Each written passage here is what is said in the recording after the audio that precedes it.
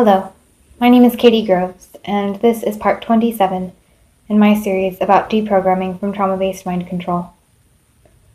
If you've not done so already, I ask that you please watch the first two parts of this series, linked in the description below, for disclaimers and safety measures you can take while watching these videos.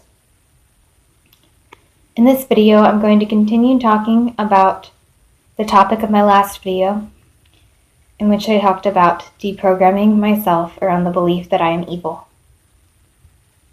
In my last video, I switched into another part than the part of me that primarily makes these videos, and upon reviewing it, decided that while I am going to post it because I feel it provides vital information about this stuff, and I'm very proud of the way this part articulated everything, I'd like to share more information from more parts of myself about tools I've used to deprogram these very, very wounded inner child parts who hold these beliefs that we are evil.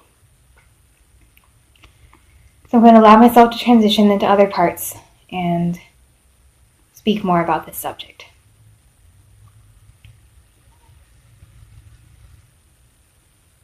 Hi, I am the part of the system that is going to be talking about this right now. So we're talking about deprogramming inner child parts who believe that they are evil. It's a very difficult subject. And the aspect of this deprogramming I'm going to talk about is affirmations and verbal dialogues with inner children who are not as receptive as some to the method we described in the previous video of simply sitting and holding space and being non-reactive to the part until they recognize that we are safe. Sometimes I have inner child parts that scream and yell when we don't respond, because that is typically the first tactic we try. And if we do not respond, they eventually, instead of breaking down, recognizing that we are safe, and releasing their trauma, they get really angry and they just slam the door in our face. They leave the inner room in which we are inside our system, and they slam the door and they refuse to speak to us until we speak verbally to them. And so these are usually highly verbal parts who require more dialogue, who do not trust our attempts to show them we're safe through non-reactivity. They're too unconscious, too programmed, and in too much pain, and they demand verbal response. So in those cases, we have learned strategies for talking to these inner child parts. And a lot of this is based on what we already know they're programming from talking to their inner programmers before entering the inner room in which we speak to these parts. But a lot of it also comes from reading the child and reading the child's energy, thoughts, behaviors to determine what approach might be best. So these are typically very angry, very defiant inner children who did not take well to the programming and so received higher levels of conditioning. Right? The initial attempts to program them didn't work.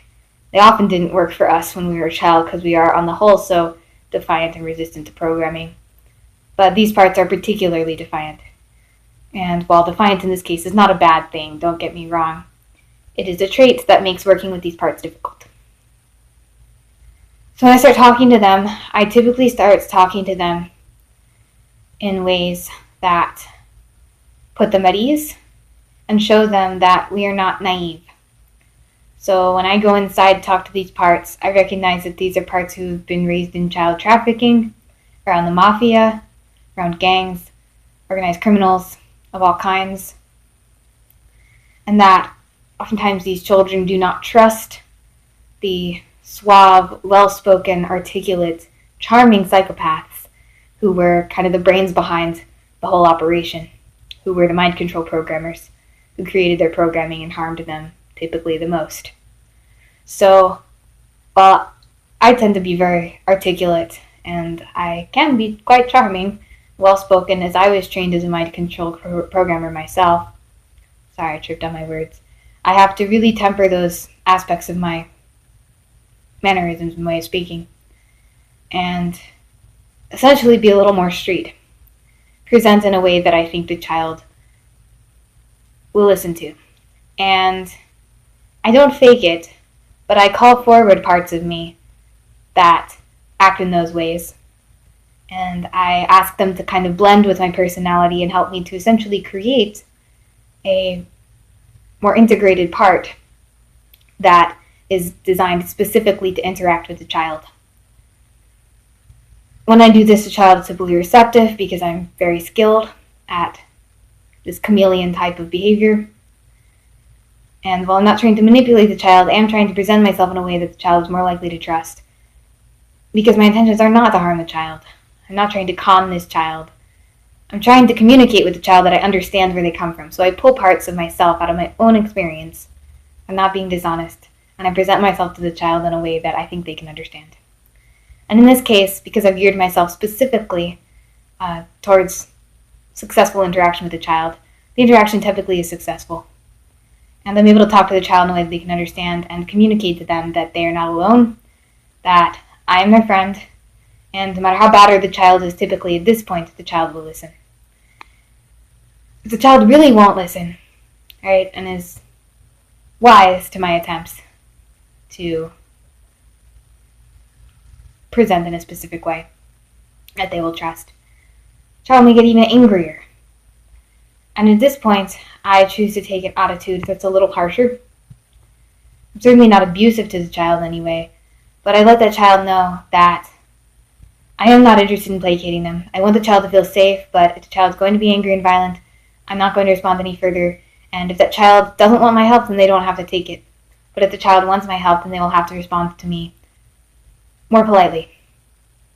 This the inner child typically doesn't like, but because this child is desperate to heal their programming, because this inner child really does want help, and I have up to this point communicated to the child that I am there to deprogram them. Typically after a while of this back and forth, and after a period of silence in which I've told the child if they are belligerent with me, I will not respond any further, the child will break down. Sometimes this takes quite a while, but if I'm patient, and if I stay in this room calmly, sitting, waiting for the child to break down, they typically will. And at that point, I can do the same techniques that I previously described in my video. Oftentimes, what the child needs to hear most, and it's not necessarily verbal, is that I do not believe that they are evil or responsible. Right? This is about helping these child parts to see that they're not evil. I don't necessarily have to explain why. I don't necessarily have to sit the child down and give them a lecture on child development and explain to them how their brains have not yet fully formed to where they can be fully culpable for their actions. I don't necessarily have to explain that when under threat of torture, or actually under torture, or under threat of death of themselves or their loved ones, that they're even less culpable for what they've done. But I typically have to communicate, emanate a vibe that I notice, so to speak. Emanate the energy of that awareness, right? The calm love that comes from true understanding. Because the inner child typically knows this themselves. The inner child is ultimately connected to all other parts of the dissociative system. And so this part, upon seeing a mirror for these understandings, begins to naturally develop those understandings themselves without necessarily even receiving verbal confirmation.